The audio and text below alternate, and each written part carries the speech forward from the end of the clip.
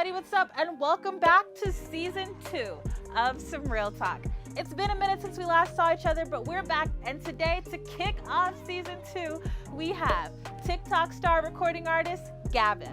A snippet of his single Crazy went viral over a year ago, and since then he's been putting out track after track after track that'll move you, make you think, and maybe make you miss your ex. We're gonna get into it all today with him, but before we do, check him out. I let you change me, and if I were you, I'd hate me too, and you love to blame me for all the things you make me do. Worry about me, it's always the little things. The more that I think, the less I'm afraid of the ways that you change me, and if I were you, I'd hate me too. Please welcome TikTok star and recording artist Gavn to Some Real Talk. Hello. Thank you for having me. Thank you so much for being here. All right, so I have to know. It's 600,000 monthly listeners on Spotify, over 100,000 followers on TikTok.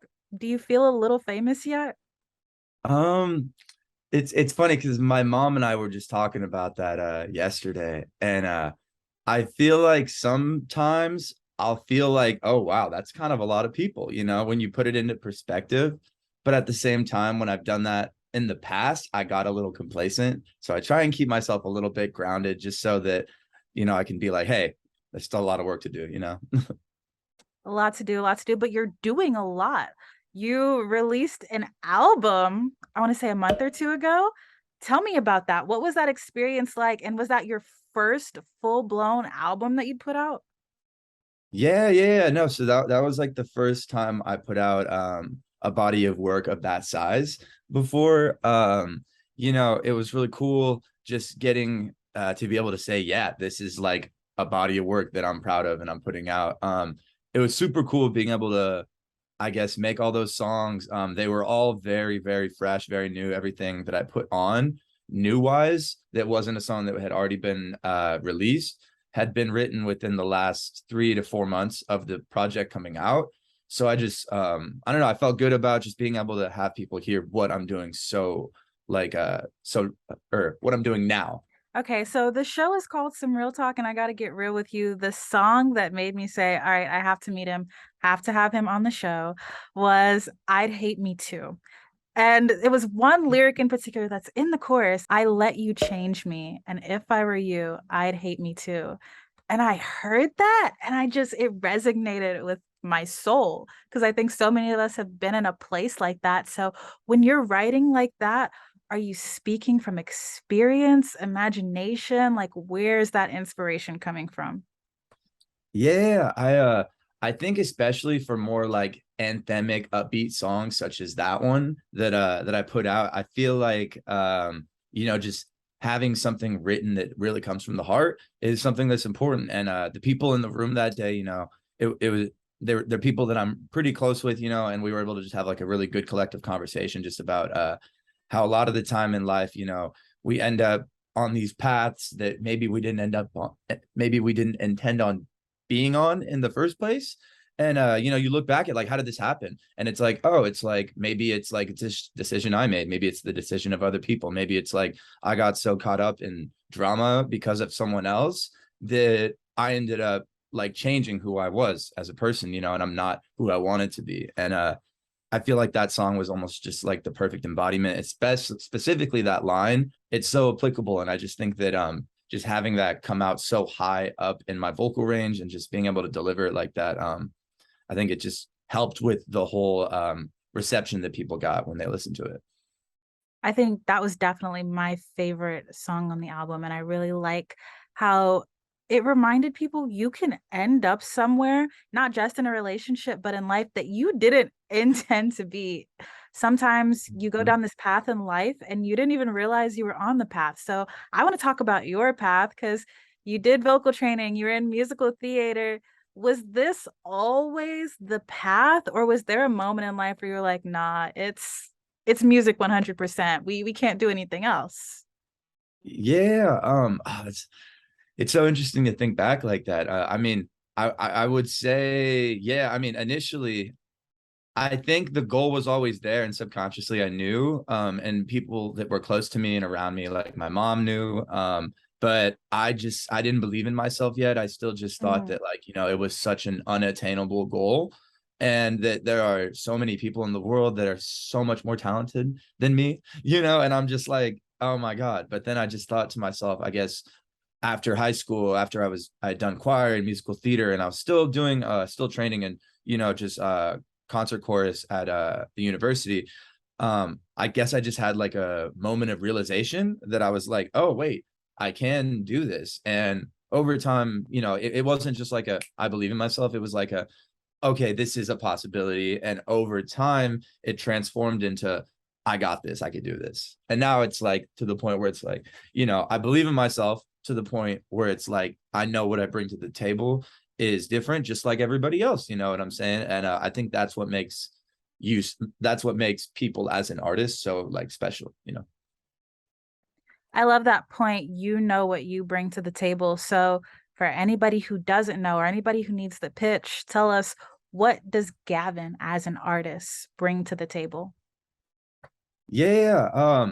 I think that, you know, myself as an artist, I feel like what I bring to the table is like emotional rawness that you do hear from a lot of other people, but at the same time, it's like the writing and the way in which I just word things and the experiences I feel like are just I don't know. I'm not afraid to like tell the truth anymore. Before I used to be afraid of like mistakes and like talking about like the problems that I've like caused, the problems that I've had in the past. And I think just getting to an age and point in my life where I'm like, hey, I'm not afraid of who I am anymore.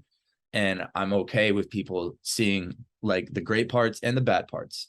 That's kind of like, yeah, I would say, I would definitely say that kind of brought it together for me. I want to ask, where did this album title come from? Here just for now? Tell me what that means. Yeah, I mean, honestly, life itself is like very temporary.